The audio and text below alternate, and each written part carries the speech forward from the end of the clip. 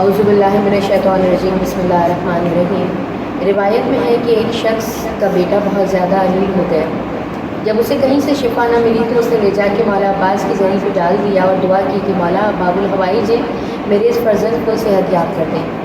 جناب باب الحوائج نے وہ التجا بار الہ کے دربار میں عرض کی کہ بار الہ، میرا نام باب الحوائج ہے، لوگ آتے ہیں اپنی مرادیں لے کر۔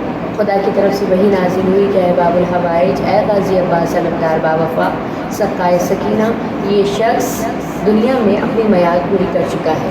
مولا نے پھر کہا کہ نہیں، اسے صحت یاب کرتے۔ جب جبرائیل امین بار بار آتے رہے اور جاتے رہے تو آخر میں مولا عباس نے کہا کہ خدا سے کہہ دیجئے یا تو اسے صحت یاب کر دیں یا میرے نام کے آگے سے باب الحوائج کا رقبہ بٹا لیں، کیونکہ جب تک میرے دروازے پر یہ باب الحوائج لکھا ہے میرے نام کے آگے، لوگ آتے رہیں گے اور میں شفا بانٹتا رہوں گا۔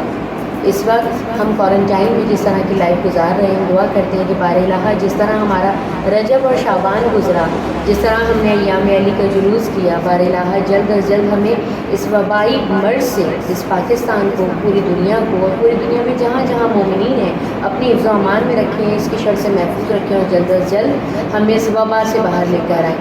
آئیے مولا عباس کی بارگاہ میں ایک مناجات پیش کرتے ہیں اس دعا کے ساتھ کہ مولا اے سقائے سکینہ، اے باب الحوائج عباس علمدار، آپ کسی کی دعا کو رد نہیں کرتے۔ لوگ آپ کے دروازے پہ مرادیں لے کر آتے ہیں اور اپنی مرادیں بھر کے لے کے جاتے ہیں۔ مولا ہماری بھی اس التجا کو اپنی بارگاہ میں قبول کیجیے اور جلد از جلد کربلا کی زیارت قبول کیجیے۔ ایک بار مل کر درود پڑھ لیجیے، اللہم صلی علی محمد و علی محمد۔ نام عباس